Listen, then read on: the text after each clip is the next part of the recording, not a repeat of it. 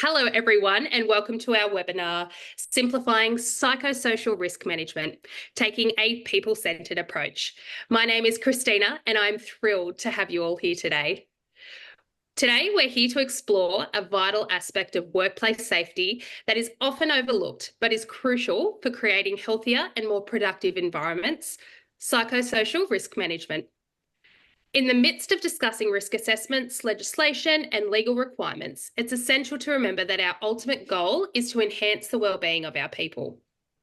Today, we are fortunate to have two exceptional leaders with us, and it is my absolute pleasure to have the CEO of Sentis, Anthony Gibbs, and Sentis Head of Psychology, Dr. Amy Hawkes.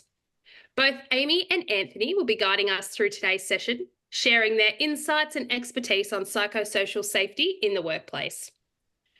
During this webinar, we hope that you'll gain an understanding on how this people-centred approach is designed to help leaders like yourselves refine strategies and enhance psychosocial safety in your organisations. Now, before we begin, just a few housekeeping notes. If you have any questions during the webinar, please type them into the Q&A or chat box, and we'll address as many as possible during today's seminar. The webinar will be recorded and sent out to everybody who is registered to attend today. So if you need to log off halfway through, don't fear, we'll be able to pick up where you left off after the session. Now, without further ado, let's get started, and please join me in welcoming Anthony Gibbs and Dr. Amy Hawkes. Over to you guys. Thank you, Christina. Thanks for such a warm welcome, Christina. I'm excited. Good to have you guys here. Well, before we kick into gear, Christina, I really wanted to take the opportunity to, first of all, acknowledge the country on which we are all on at the moment. Throughout Australia, we want to recognise our connections with the land, waters and community. We also want to recognise the traditional owners of the lands on which we meet today and pay respects to elders past and present.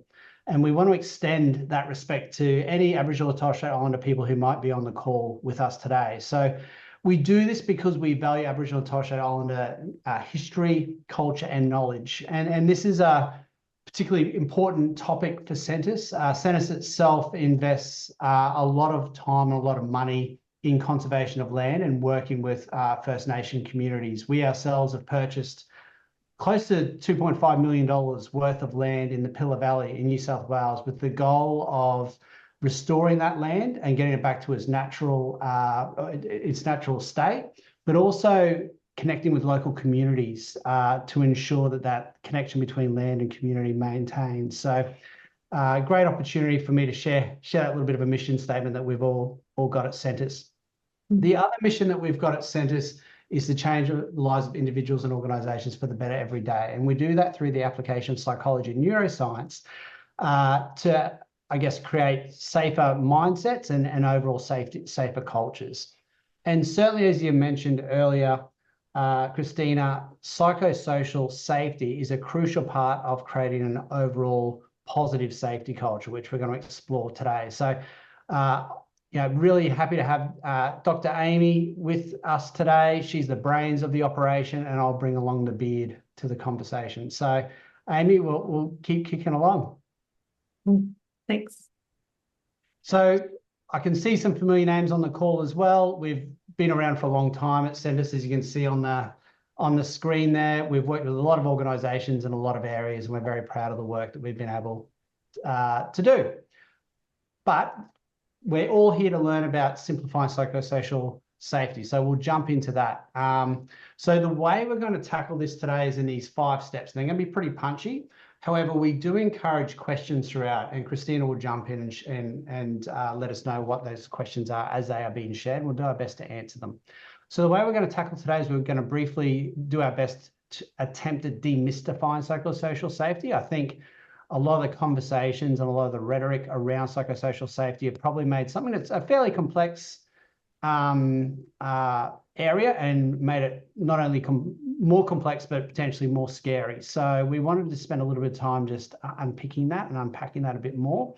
We want to talk about managing risk and nurturing protective factors. So again, a lot of what we see organizations focusing on at the moment is the reduction, the management of risk, and often the reduction of risk for the organisation. But what we want to do is we want to start to talk about that, our obligations aren't only to manage risk, but also to look at protective factors within organisations. And then we're going to unpack that through a concept of our buckets, our own buckets of resources that we're going to share, which Amy were inspired by a kid's book that we've both read. So we'll share that with the goal of making the complex, I guess, again, a bit more simple and a bit more accessible. We'll talk about leader as the enabler, organisational factors, and then finally some steps that we can operationalise directly after this, hopefully to hopefully support you in furthering your conversations around psychosocial safety. Fantastic. So we will all no doubt be pretty familiar with the code and the psychosocial risks that can create poor mental health outcomes for people. To recap really quickly, psychosocial hazards are anything in the design or management of work that increases the risk of psychological harm. The code lists the 14 hazards that relate to psychosocial safety, and they're listed on the screen here. Whole range of different areas, anything from demands on role, organisational pressures, social environment, relationships in the workplace. I find that the terms hazard and risks are used fairly interchangeably within a number of different areas when speaking about the regs, but they are distinct in that psychosocial hazards are the sources of potential harm, and that psychosocial risk is the probability that that harm will occur as a result of exposure to these hazards. So we want to really be clear about that definition at the start, because that's going to set a good platform for the conversations that Amy starts to take that through us in a bit more detail. Quick example of how that could play out. Exposure to a hazard of unreasonable workload, excessive work hours, to go back a step, if we're exposed to the hazard of unreasonable workloads and excessive work hours, an individual's risk of experiencing fatigue and burnout and irritability is increased if left untreated over a period of time. So you might have a very short period of high workload or high demands, and that might be a blip in the radar, which may not cause any particular harm or concern to a person. However, if that is an enduring process that someone has experienced, we can start to see that over time that will have more and more potential harm to the individual. It could be anything from starting like physical symptoms like impacting on eating habits or headaches to muscle strain. But again, if there's prolonged impact, it can cause those more significant issues, such as a psychological injury, resulting in depression or anxiety or something alike. So, Amy, taking this into mind, what's the potential impact of work on wellbeing from the research perspective? Yeah, thanks, Ant. I think it's a really good point just to restate that it's about that potential for harm to occur to the individual. So we really do need to be thinking about the frequency of these things as well. And I think that's something that needs to be measured when we're thinking about assessing psychosocial hazards. In terms of the impact of work on well-being, what we know is that work is a really central part of life for a lot of us. We've also got heaps of research about the potential impact that work can have on our physical health and on our psychological health. And I'd like to invite people listening today to take a moment to think about the question that's on the screen and think about how your own experiences at work impact your well-being generally in life. And do you think that work is having a negative impact on your personal well-being, not impacting your personal well-being, so quite neutral, or a positive impact on your personal well-being? And once you've thought about that, how might where you sit on this answer have changed in previous roles you may have held? What were some of the reasons that might have shifted the impact of work for you? And I think that's a really nice starting point today to think about what's impacting you right now in your workplace and where do you sit on this scale? And we've asked this question of a lot of people. So we've had over 2,500 workers across 6 different industries respond to this question. And we see the grouping sort of splits quite neatly into thirds, with about a third of people responding that work is a negative impact, and about a third that it's positive, and a third that it's in that neutral zone.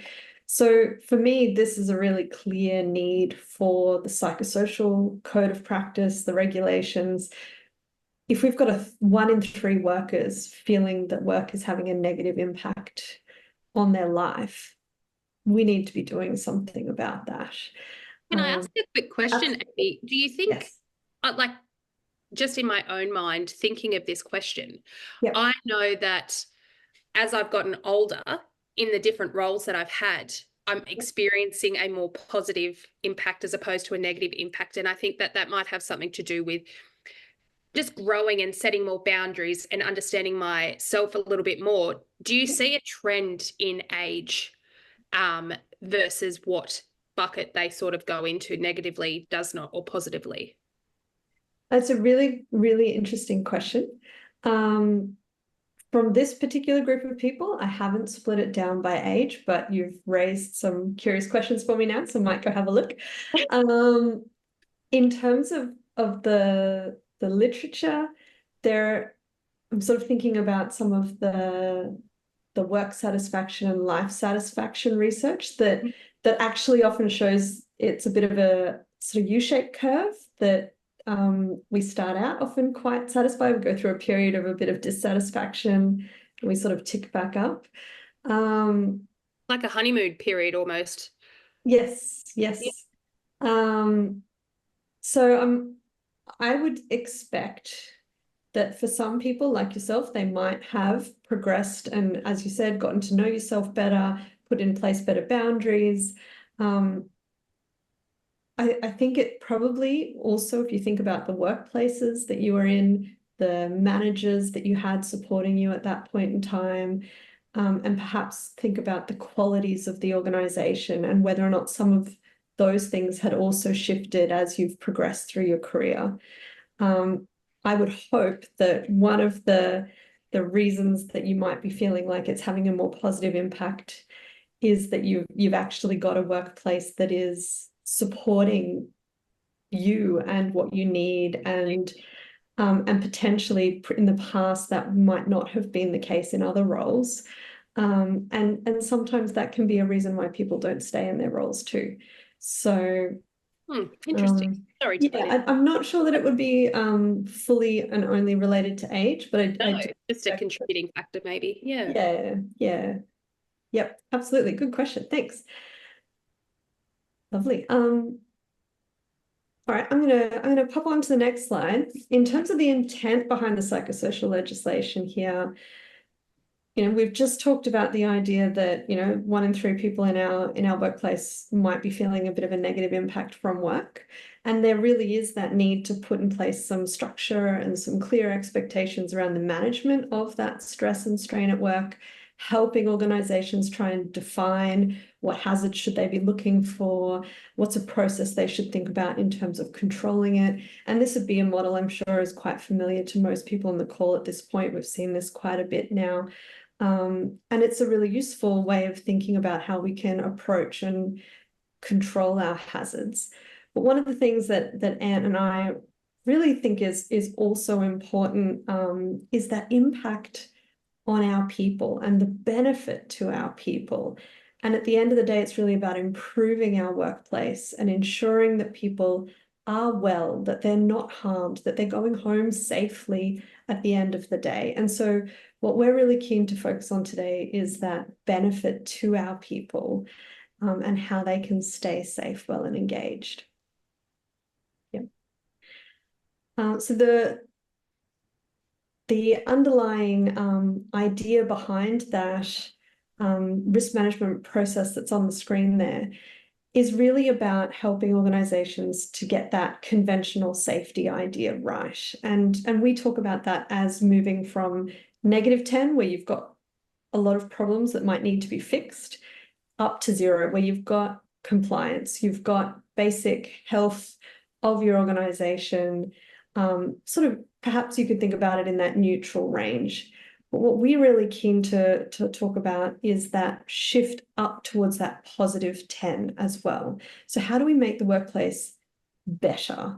How do we get people moving towards a culture of citizenship where they care about doing things not because they have to, but because they want to, where we get people thinking about others, sharing their learnings, ensuring that there's trust between team members, between leaders, and subordinates, and really helping to support people broadly across that organization.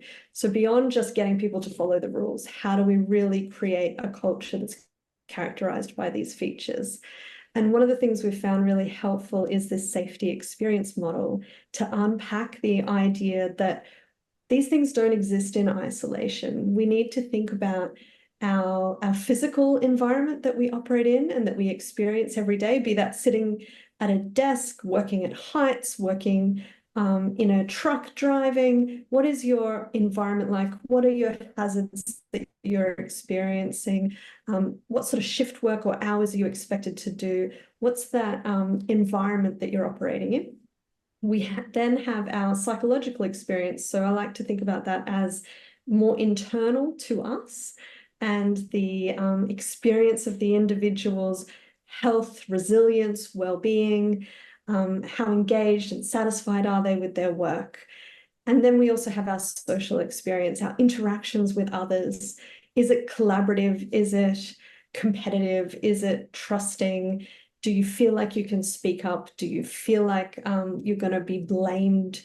What's it like in that social relationship that you have in your day-to-day experience at work?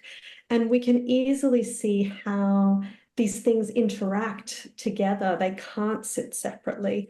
So a really nice example is somebody identifies a hazard in their workplace. They'll go through their psychological experience will impact what they do about that hazard. Are they exhausted? They're spent, they're fatigued. I just can't deal with this right now. Or are they feeling like, hey, this is really important. I need to stop what I'm doing and let somebody know. They're having that sort of thought process. They're thinking about that social experience they've had in the past. They're thinking about the social experience they might have in the future. What's going to be like to report this? What's the relationship that I have with people? What happened last time? And these things are all going to interplay together to get that outcome that we're looking for of that hazard being reported. And the same thing's going to happen when we might experience sort of really psychological demands on our capabilities. That's going to impact our physical capabilities. It's going to perhaps mean we're not quite so clear in our communication with our team if we're feeling really under the pump and under pressure. So we can see how these things are always interplaying with each other. And that's why we think it's really helpful for organizations to look at safety as a whole and to think about these things together. And I'm just going to quickly invite you to see if you had anything you wanted to add. I can also see there are a few questions that have come. I was going to say there's a perfect question from Justin that would go well with this segment here. Great. Why has this hazard become more of a health and safety issue where for all my time in WHS 15 years, it's sat with the people and HR team? Mm-hmm. And I wonder, is that exactly what you were saying? It's more of a trilogy. It's more of a broader ecosystem now. It's not just a physical issue. We've got to come into terms with the mental side of things, the physical side of things, and the emotional side of things. And it's more of a broader ecosystem than what it used to be. I think that's probably part of it, Christina. Yeah, absolutely. I think treating them separately for so long probably hasn't achieved the improvements that we really needed. And, you think about the fact that, the example is in Queensland, we've had our Workplace Health and Safety Act has included that organisations must provide a safe physical and psychological workplace for over 10 years. But it's really difficult to necessarily work out how that's measured, how that's assessed, how that's regulated. And so this new process of bringing in some model codes of practice for the states, trying to be a bit more explicit around the regulation of it. And I do think that the workplace health and safety process of managing, monitoring, and really working on that compliance side of physical safety, it is probably an important first step in getting this psychosocial safety set up effectively in organizations. I think the interesting thing is we shouldn't be shifting that 100% onto the workplace health and safety team. What we really need to be doing is getting that collaborative, multidisciplinary team working on this together. And that's where we're going to see the best results. But that's my rant, Ant. I'm sure you've got a perspective too. Look, I'm not sure why the regulator makes some of the decisions that they make and how things are issued and orientated.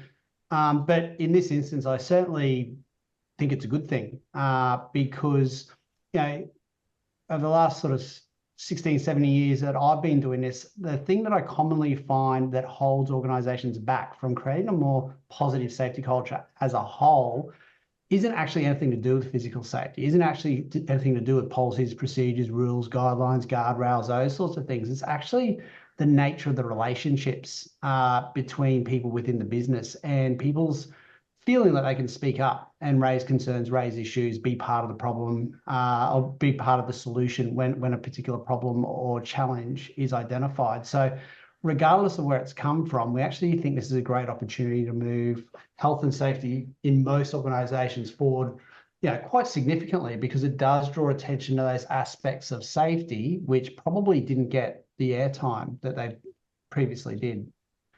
Which is probably a good opportunity, Amy, for us to jump in and have a quick look at a poll with people on the line. So think about your organization and where investment has been focused, probably up until the last 12 months or so. Where has your organization traditionally focused most of its effort, energy, and time and resources when it comes to safety? Has it been focused on the psychological safety, social safety, or the physical safety of your people? Or do you feel like your organization has been taking a pretty balanced approach for a while now? And as a result, you probably maybe feel like these changes in regs are welcome and, and that you've got a good grip on them. Be curious to see your input. There's definitely a very skewed answer here. And at the moment, we've had 63% of participants answer, and we're already at 77% of people saying physical safety. So I think that plays into the whole old school mentality when it comes to safety, isn't it? Like it's a physical thing. It's not necessarily a psychosocial or a mental safety thing. Yeah, and there's good reason for that, because, and if we jump off this and sort of move on to the next slide, I guess the amount of accountability that organizations could be held to for psychosocial injuries hasn't been as significant over late. So therefore it probably hasn't held the focus of boards and executive groups. And I'm not saying that because I think that anyone has meant anyone any ill will. I just think you sort of focus on where the biggest challenges and probably where the biggest costs are often attached. The other big part of this is it's just, I think when you think psychosocial safety, a lot of people's heads get a bit wobbly because it's not as practical and tangible often to think about as is, say, a physical hazard, and we got sort of the two images on the screen. A physical hazard such as working at heights is, it's pretty clear the injury potential. It's pretty clear, the consequence of someone falling from heights, and there's controls that can be put into place, often which are quite as observable. And the difference and the challenge with psychosocial hazards is that sometimes they're not immediate and sometimes they're not visible, and the impacts vary from person to person. I was going to say, sometimes the people that are experiencing the hazard don't necessarily know that it's a hazard until they've spoken to somebody else. 100%. Or, the other big challenge that can occur is, Amy and I could be working side by side in the same conditions, and I might experience an injury and Amy may not. Now, the consequence of this, and the consequence that how people experience psychosocial safety, is such that it can make it easy to shift, I guess, the blame or the reason why an injury has occurred from anything that the organisation has done to that's just that person's individual problem and individual issue. And what that starts to bring up is, I think, old frames and old potential biases around what it means to be resilient, what it means to be tough within a workplace. In fact, I had a CEO recently tell me, when we were running through some scenarios, we spoke about bullying and hazing. His response was, well, isn't it true that human beings can adapt to nearly any circumstances? So, if you get bullied and hazed enough, it just becomes water off a duck's back, and you're all good. Certainly I experienced bullying and hazing growing up, and I guess the risk that this legislation is calling out is that relying on individuals' abilities to toughen up and be more resilient is no longer an acceptable risk management strategy. That was exactly my comment back to that executive leader was, well, if you want to rely on individuals' resilience and adaptability to deal with psychosocial hazards as your key tactic, you might get away with it, but I don't think the regulator is going to use the snowflake, the snowflake theory as a defense in this instance. But also, you don't understand, or you never are going to know what somebody else is dealing with outside of work. And it could just be what you go through at work might be the tiniest little thing, but there's other things that are boiling outside of the career or outside of the work ecosystem that just tips you over the edge. And then you're perceived from the workplace as being weak or as being this, but it's not necessarily the work that's done it. There's a whole range of variables that go into this. So you've got to be so careful, don't you? And you've got to be so open-minded and understanding. Well, I think what you're calling out there, I'm going to pass to Amy in just a second, Christina, is that is one of the fundamental challenges we see with this space. Is the injury that someone has experienced a work problem, or is it a home problem that they're bringing to work? And that in and of itself is where we see, I guess, some of the challenging frames that may pop up around psychosocial risk management. So Amy, our approach is, if we can do our 50% in an organizational context to help people operate at their optimum, then we're reducing that load on people, isn't it? Yep, absolutely. I'm not going to spend too much time on this because I do want us to get to our bucket analogy in a second. But this is just to acknowledge that, yes, everybody will turn up and they bring different resources each time, every day, throughout the day, shifts and changes. And we've all experienced what it's like when things are really, you're under too much pressure and challenge for too long, and we can experience that longer term affective strain. Equally, we've been in really boring roles where we might there's no challenge there at all. And what we're really seeking to try and find is this middle ground for our people, where they're feeling like they've got the resources left to respond to what they need to respond to in the day. But they're also feeling challenged and energized and excited by their work. And so that's something that we were talking about when we came up to have this conversation about this kids' book that Ant and I are both aware of, called Have You Filled a Bucket Lately? And it's this idea that we all have an internal bucket that holds our emotions in the kids' book, and that when we share positive emotions, we fill others' buckets, and when we do something that's mean, we are emptying buckets. And so it's this lovely idea that helps kids understand that sort of emotional framework within their own minds. but we realized it works really well in the workplace as well, in terms of understanding the resources that we might have and the things that might be impacting us in our ability to respond. So I'll hand over to Ant to explain this bucket analogy a little bit further.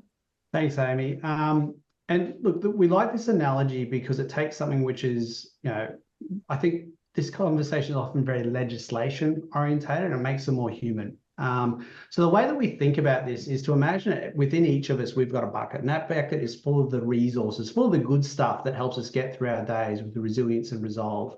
And, feeling like we can manage our mood well, good levels of energy, good levels of focus, hopefully working towards being the best version of ourselves in whatever setting that we're in. So we've got that bucket at home, and we've got that bucket at work. Now, that bucket for each individual person on this call and within our organizations is going to look different. It might be made of different things. It may have gone through different experiences. Some people's bucket will be, brand new shiny metal with a few dents and dings in it. Some might be made of wood with a few leaks. Some might have been at that same once upon a time shiny bucket, but now it's had some salt water sitting in the bottom of it for a few weeks, so it's starting to rust out at the bottom. So we've all got these buckets that we bring to work. And what we really want to start to encourage people to think about, or organizations to think about, is there will be different things both inside and out of work that are going to basically punch holes in our bucket. And a big part of this focus of this legislation for us organizations, it's threefold. One is to identify how we as an organization might be putting holes in people's buckets. Two, once we've identified the holes that we might be putting in people's buckets, look at how we can plug some of those holes in the buckets or support the plugging of some of those holes in the buckets. And then three, and often an under-focused and underutilized area, is how do we actually start to fill people's buckets by giving meaning and purpose and the good kind of stuff that we talk about you can get from work. Because this bucket is really important to think about in regards to like the systems that it operates in. And once upon a time, I think it was often thought about, and we might just flip to the next screen, Amy, if that's okay.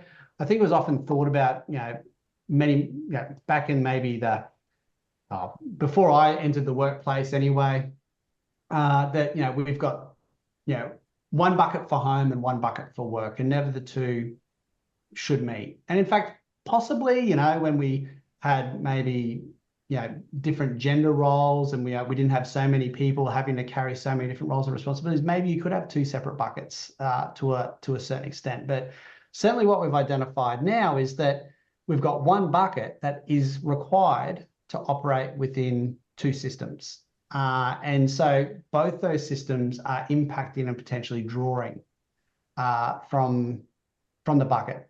Amy, society has changed. How does the literature sort of look at this lens? Yep, absolutely. And a lot of the early literature was focused on that idea of segmentation, so that clear delineation between work and non-work. However, as you said, we've seen in the same that work-life balance, work-life conflict literature recognize that these are permeable domains. They're very difficult to fully keep separate. And that means that what we need to be thinking about is exactly what you said, that sort of impact on ourselves, our resources. And I'd also like to add the literature picks up on the enrichment opportunities from having both domains, and the fact that it isn't just about strain or knocking holes in the buckets. Sometimes it can also be about filling up our bucket. So having both of those domains together can actually also be quite a positive thing. In terms of thinking about the sort of caring duties and this sort of overlap here, we do need to make sure that we're being supportive in our workplace to recognize and not diminish life outside of work. It's probably the key thing there. Especially since COVID, like a lot of people are remotely working, and it would be absolutely impossible to put a clear delineation between those two. I know for myself, I work from home full time, and there's not a chance in hell that I would be able to separate my home life from my work life so clearly. Like, it would just be impossible. Yeah. Yes. And I think that's more and more the case. And I think what we're trying to sort of really talk about is that bucket, we need to be able to give people the ability to flex across both of those systems in order to manage their bucket most effectively. You know, there's going to be periods where work demands are high, and the non-work system is going to have to flex to enable that to happen. There is also likely going to be times when non-work demands are high. There's sick family members, or distress or stress in the family, or whatever the case may be. And we're talking about the family, that having enough flex within the work system that we can support people in those instances. So how do you create the flex of that bucket between both so that you can keep people at their optimum health in that middle green bar that Amy spoke to before? So fortunately, we've got Amy on board, who's done a lot of the research into this space, so we don't have to, Amy. So really briefly, like, as we've sort of pulled together our approach, what are some of the models that you've unpacked and explored? Yeah, thanks, Anne. I wanted to acknowledge this paper. This is a paper that I've been a co-author on with my colleagues at Griffith. And what we did was we reviewed 25 years of occupational health psychology interventions. 59 interventions were included in the study, and we looked at the methodology of the intervention, the data analytics strategy, and the results that were found, and summarized them across the field. And for me, this was so important before introducing some of those theories and models, because more than half of the studies here didn't have a theoretical basis behind the intervention that they were running. Additionally, the majority of studies failed to properly evaluate the outcomes of the interventions. And so what we basically see is that we've got a huge amount of literature out there, a whole bunch of interventions that are being run and assessed. But if we aren't doing it properly, it's basically a trial and error effect for organizations, and that isn't helpful. So I wanted to share very briefly a couple of useful models to be aware of. I'm not going to spend a huge amount of time talking through them, and I would very much invite anyone who would like to have a deeper conversation with me to send me a message. I love talking about this stuff. Be very pleased to answer more questions or talk through the models in more detail than we have today. But I wanted to acknowledge that while the idea of our bucket analogy might seem very, very simple, and that's our aim for the webinar today, that we do have useful, informed, evidence-based models and theories that we can use to base our implementation and our interventions off of. The first one being the job demand resources model. It's a great model for understanding the factors that contribute to engagement and burnout in our workplace. The idea here being that excessive job demands leads to burnout in individuals. If we've got good resources, this leads to engagement, and that there's an interaction between these. So this is what we're talking about with our bucket analogy, that our demands are the things that are poking holes in the side, our resources are the things that's filling up our bucket, and they have an interactive effect. If we've got enough resources to deal with those demands, we won't end up in a burnout category. If, however, our demands are so excessive, our resources can't manage it, then we see an increase in burnout and a decline in engagement. So there's a whole range of different resources we can have. They can be individual resources, they can be resources we gain from outside of the workplace, and they can also be resources that are supported by the organization, like Ant was talking about before, having a little bit of flex and support in the way your work might be scheduled so that you can deal with some demands that are outside of work. Equally, it might be about having appropriate recognition or feedback about the work that you're doing so that you can continue to work at the right level and achieving the right aims. So again, there's no such thing as a single model that can tell us everything. This is a really helpful model for understanding the relationship between our demands and our resources. but there are a whole range of other models that we can think about and talk about. Conservation of resources model recognizes the interaction between when we're asked to invest resources and when we might gain resources. And when we're continually asked to invest and we don't get opportunities to regain, then we can end up in this loss spiral. And so this is the idea of looking at that job demand resources a bit more over time and a bit more through the lens of the individual that might be experiencing those demands or those requirements. The next one, again, as I said, very brief. These theories are obviously much more complicated than a quick 10-second description. The effort reward imbalance model looks at the thought processes that we have all the time, thinking about what we're putting in, what we're getting out.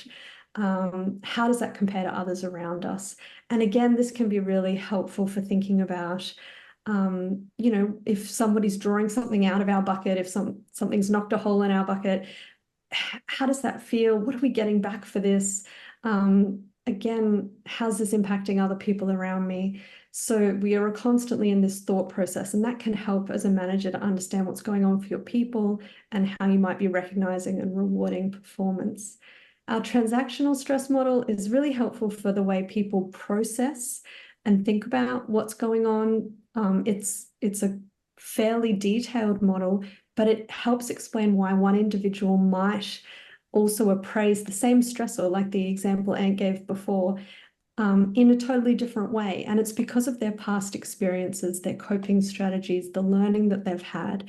And so again, this is something that we can help as leaders, help take people through this thought process, help them think about what they can control, help them think about how they might respond, and also acknowledge that for some people, that might not be a stressor at all. They haven't even thought about it in that way, and that's completely fine.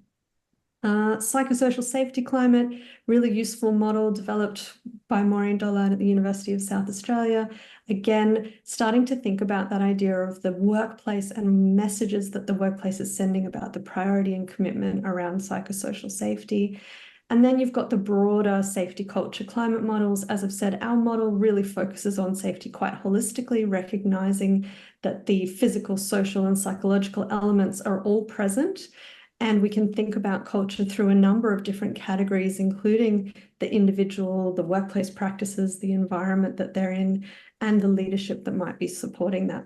So again, very, very fast look at a few of those models and welcome conversations in the future. I'd like to return to the idea of our leaky bucket and invite people to complete this next poll, thinking about what's going on right now? What's the focus in your workplace? Is it about stopping those new holes in people's buckets? Is it about plugging up some existing holes? Or is it really about fulfilling buckets? Is it about designing that fulfilling, meaningful workplace that's focused on strengths? I'd love to know what's one thing I wanted to say was those models that you were just presenting then. A lot of people think that psychosocial and the whole holistic approach of looking at safety is quite a relatively new concept. But some of those models dated back to 1984, I noticed. And yeah, absolutely. There's been heaps of research for 50, 60 years in this space. If you can go back further in terms of looking at early theories in the humanistic side of psychology and understanding what makes life satisfying and engaging is relevant to this as well. So there's so much. This is not at all new. There's so much help that we can get from the organizational psychology and occupational health psychology literature. Yep, absolutely. Chris just mentioned a great relative timely thing. It's the new financial year. So currently in the expectation and goal setting time for his team and looking to build people up. And I think that's a perfect example. Ken actually mentioned, he asked the question, what about the individuals and workers' obligations under the WHS acts and regulations? Why does this fall on employers so much? Good question. Do you want me to take that one, Amy, or do you want to? Yeah, you go. That's fine. Look, I think organisations are obligated in a psychosocial environment as they would be in a physical environment, to create a space where people have the opportunity to turn up and be safe. And I think, you know, you can't control everything within a workplace, but this is really about, you know, ensuring that you are making every possible, I guess, reasonable adjustment or I guess, attempt within your workplace to set the scene, to set the environment for people to stay safe, and to be able to make safe choices. So, yeah, and as we've seen, that organisations, you know, create risks, therefore they're obligated to manage it. So that's basically it. You know, what the regulators rightly saying, I believe, is that, hey, lots of practices that have been accepted for a long time, yeah, that fall within that psychosocial hazard, those psychosocial hazard buckets are no longer, yeah, it's no longer acceptable for us to turn a blind eye to that or accept that those behaviours that are causing people psychological injury are acceptable. Going back to the poll, the biggest result came from plugging existing holes, wellbeing initiatives, implementing improvements, followed by stopping new holes, and the least answered one was filling buckets, designing fulfilling and meaningful work, focusing on strengths. Yeah. Yeah. And I think maybe this is a good opportunity. Thanks for sharing that, Christina. So maybe an opportunity to jump back into our bucket there, Amy. I think, yeah, that's where a lot of organisations, you know, find themselves. I think. Oh, sorry, go ahead. Oh, we've jumped out a couple. Oh, no, we haven't. No, we're good. So, yeah, I think that's where a lot of organisations find themselves at the moment, is they're going, all right, well, which one of these psychosocial hazards exist within our organisations that could be causing, you know, our people harm? And, you know, and the way that we'd like to organisations to start to think about this is, these are all things that could cause people harm that we've got obligations to manage. And you know, a lot of businesses, and what that poll probably speaks to, is a focus on compliance. You know, we want to be compliant to the regulations. And probably what we're arguing through this is, if we focus on compliance, if compliance is our goal, compliance is the best we can ever hope to get. Where there's actually opportunities here to look beyond, you know, simply managing risk, but in fact flipping some of these elements to go from potential hazards or risks to our people to actually protective factors. So if you go through and you look at sort of the opposite effect of each of these in turn, you know, focusing on effective reward and recognition, providing support, giving some job control, having positive interactions, you know, working with people on their roles, you know, creating opportunities for people to connect regularly, you know, focusing on communication. Yeah, if we were to focus on those elements, they move from being factors which can potentially cause harm to individuals in the organisation to, in fact, protective factors. So again, if we focus on the opposite of these in terms of what good looks like in these, does that create a potentially new headspace for us as an organisation in the way that we think about approaching some of these elements? I guess that's one of the big call outs we wanted to have everyone on the call think about here is, are we in fact maybe thinking about this all the wrong way around, in that, you know, if we were to create these things, which we would suggest are just functions of probably running a really good business, does that change the way we think about the management, about creating psychosocially safe environments for our people? Yeah, absolutely. Those who were quick enough to notice will notice that the non-work bubble there stayed as non-work, and it went from red to green. And again, it's because of that idea that sometimes non-work can be a potential draw on us. And at other times, our life outside of work can build our resources, it can build our skills, it can build our connections. And so what we really want to be doing is, we don't have control over what's happening outside of the workplace, but we can support people, we can provide information, we can provide resources, and we can help ensure that when work is in that red zone, that we can boost up some of these other green zone elements. And when work is outside of work is going really well for people, then we celebrate that as well. And so I think, we can make sure that that's working well for people. These circles in the middle here are really about the protective elements that we might see in a workplace at that individual level, the team level, and the organizational level. And it is really important from this perspective to not focus on a single level here. We need to think at a systems level. We need to recognize individual differences, but we also need to make sure that our teams are working on creating all of these green zone elements, and that our organization and our vision for our organization sits there too. And if we can do that, then I think we really end up in a place where when these unexpected psychosocial hazards come out, when they appear in our workplace, we are already protecting our people. We have created a safe space for them to raise concerns.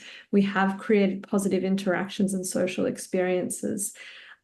We do have that opportunity to resolve them effectively together, because we've put the work in to build an environment that ticks these boxes, rather than focusing on an environment that tries to prevent or stop or stamp down any of those potential hazards, avoid, avoid, avoid. Instead, we're focusing on building and growing and creating.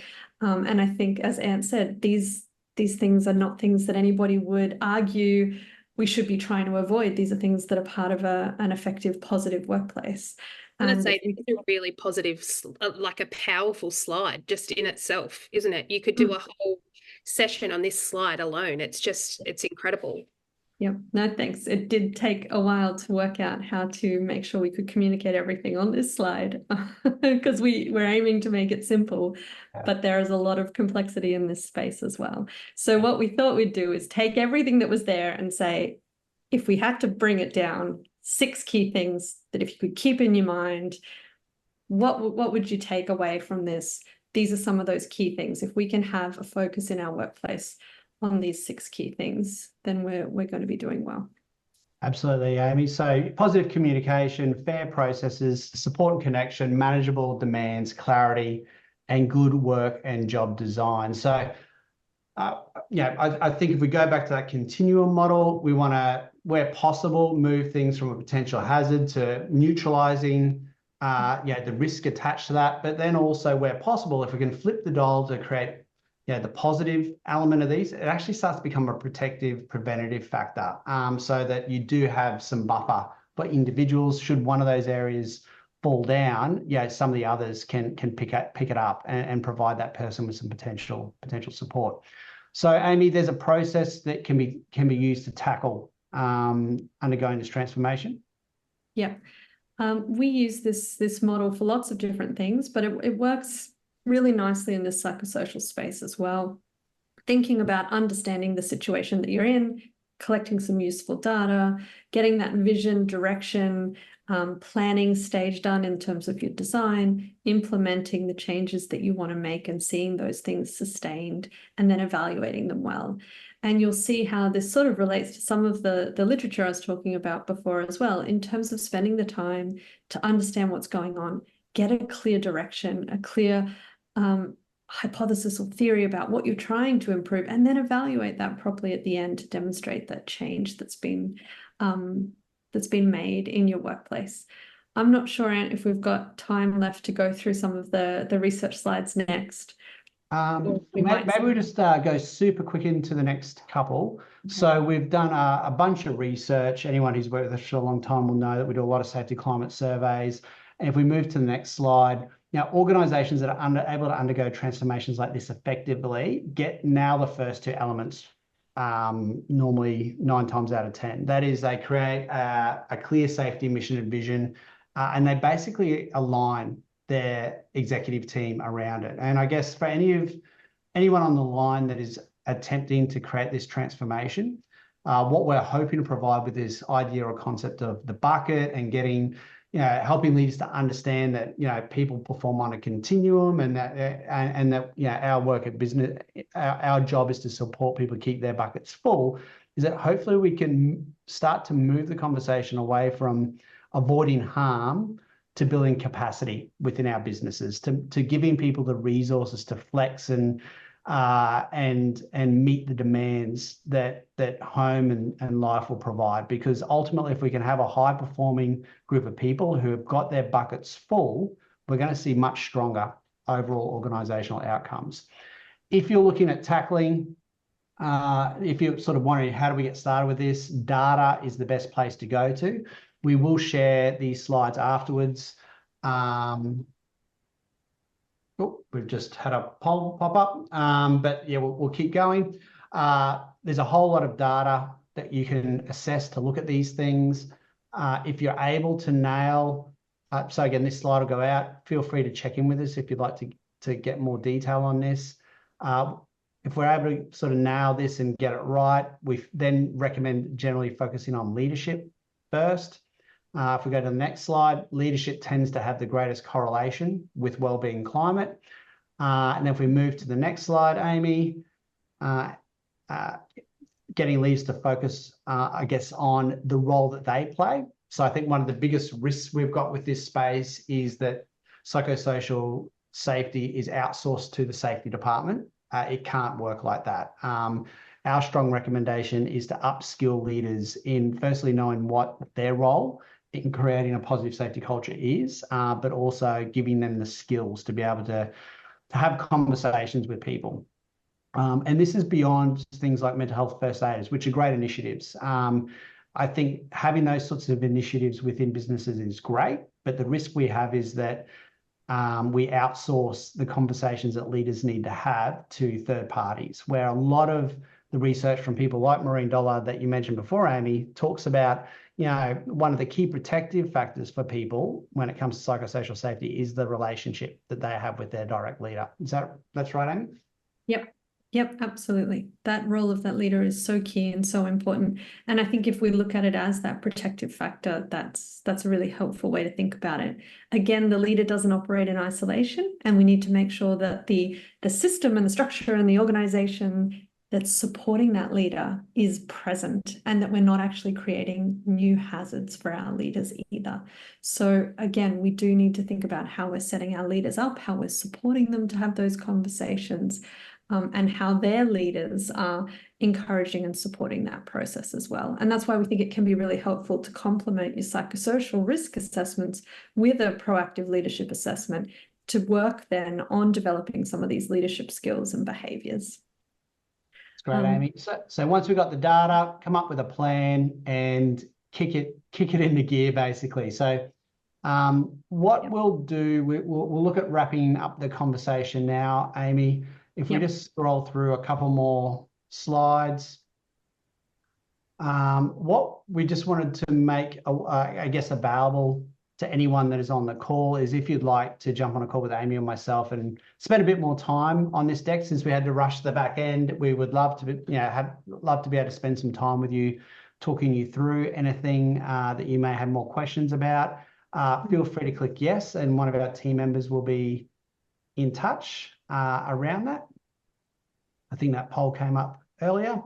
The other opportunity we wanted to open up to everyone on the call is our positive safety community. So this is a free to join community where we've got a whole bunch of leaders and safety professionals and a whole range of different people that have joined to get access to Sentis materials, concepts and ideas. So there's a whole bunch of short learning options. There's a whole lot of fact sheets, and different materials and resources. There's also a discussion forum where you can discuss your challenges or opportunities with your peers. And we have meetups once every couple of weeks, which give you the opportunity to, I guess, engage with other people, engage with our facilitators.